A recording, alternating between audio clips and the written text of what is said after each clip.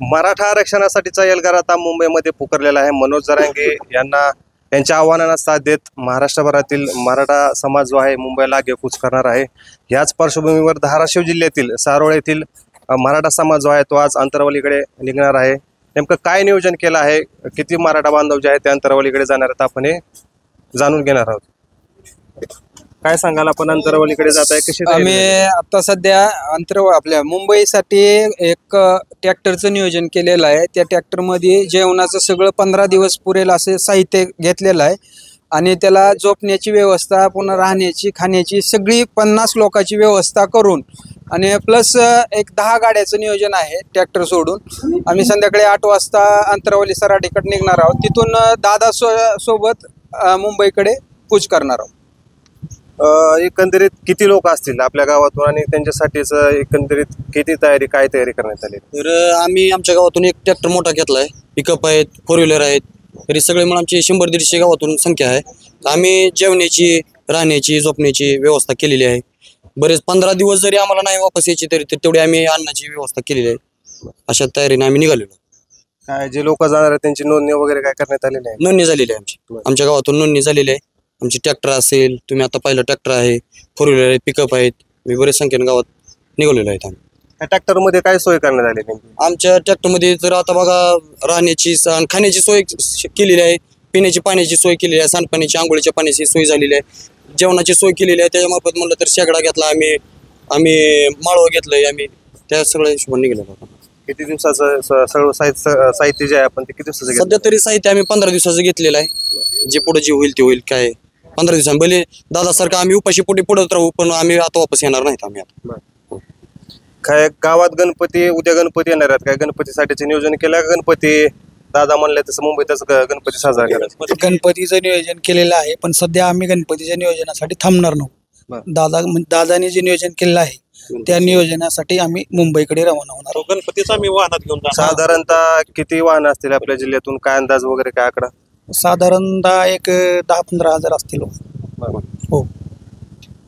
काल मंडल यात्रा धाराशिवमध्ये आली होती, जी राष्ट्रवादी शरद पवार गटाची मंडल यात्रा आहे. त्यातील जे ओबीसीचे राज्यप्रमुख होते राजराजापूरकर यांनी विरोध केला आरक्षणासाठी.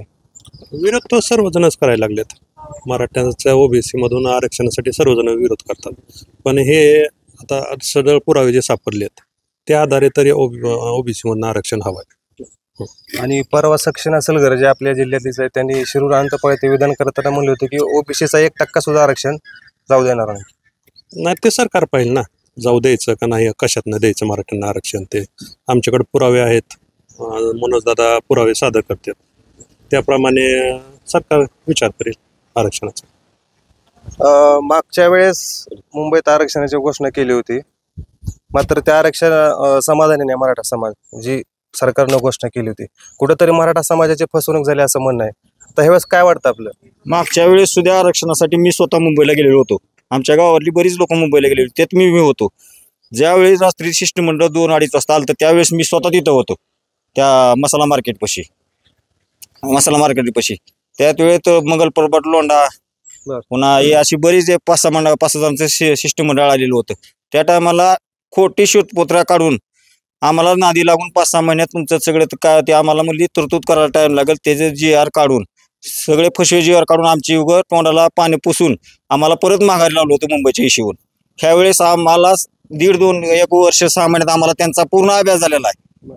त्या अभ्यासानुसार आम्ही गणिमी का होईना मुंबई सोडणारच नाही. आमचं पूर्ण मागण्या मान्य झाल्याशिवाय आम्हाला 4-5-7 मागण्या आहेत. त्या जे मराठा कुणबी एकच GR पाहिजे. हैदराबाद गॅजेट असेल, बॉम्बे गॅजेट असेल, सातारा गॅजेट असेल, हे आमचे गॅजेट सगळ्या मागण्या मान्य झाल्याशिवाय. आणि जे आंदोलन केलं माझ्यावर सुद्धा 4-5 गुन्हे आहेत आंदोलनातले. ते आंदोलनातलं गुन्हा माघार घेतलेला सुद्धा आम्हाला GR पाहिजे.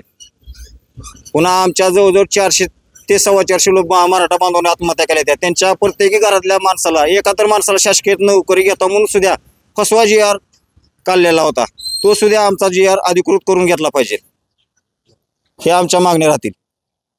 भाजपचे काही नेते मंडळी जे आहेत, नितेश राणे असतील, चित्रा वाघ असतील, प्रसाद लाड असतील, हे विरोध करतायत.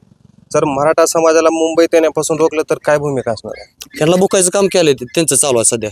ती पिलावळ सुललेली जायची 2-4 जी आहे ती तुम्हाला माहिती आहे. सोशल मीडियावर त्यांना काय ट्रोल होतो काय नाही, ती कमी एकदा कमेंट वाचा तुम्ही म्हणावं त्यांना काय असतील ते, त्याच्यावर त्यांची लायकी कळ समजेल काय असेल ती, त्यांची लायकी कळेल त्यांना. जे काल चित्रवाघ म्हणल्या की आईबद्दल बोललेले ते दादा कोण शब्द चुकीचा गेलाच नव्हता. जरी गेला म्हणजे असेल तरी दादाने माघार घेतलाय ते काल तुम्ही सगळ्यांनी ऐकलंय बी. त्याच्यानुसार ते आमच्या आई बहिणीला मारायला दिसलं नव्हतं त्या चित्राला. हा ते दिले त्याला दिसलं नव्हतं तिला काय आमच्या आई बहिणी लागलो होतं तेव्हा, आमच्या बहिणीला आईला लागले तेव्हा दिसलं नव्हतं का. त्याचनुसार तिला कळल मग काय असेल ते आता मराठी. तू बी ये म्हणावं मग तिथं कळल तुला मराठा काय आहे ती म्हणावं. 29 तारखेला येतो. काय काय म्हणणं काय म्हणतो? अहो सरच आयच्याला आपण म्हणत नाव का. साधा ती मराठवाड्याला गावरान शब्द आहे, त्यातल्या त्यात बीडची भाषा शैली आहे ती. आपल्या धाराशिवपेक्षा ती बीडची जरा थोडी भाषा शैली वेगळी आहे. त्या भाषा शैली बोललेली आहे ते कुठे ते दादानी म्हणून फडणवीसच्या आईला शिवीगाळ केलेली नाही. ती जाणून बुजून ती चित्रवाघ तिनं काय केलंय आतापर्यंत, तिनं काय काय केलं ते आम्ही काढायचं का बाहेर.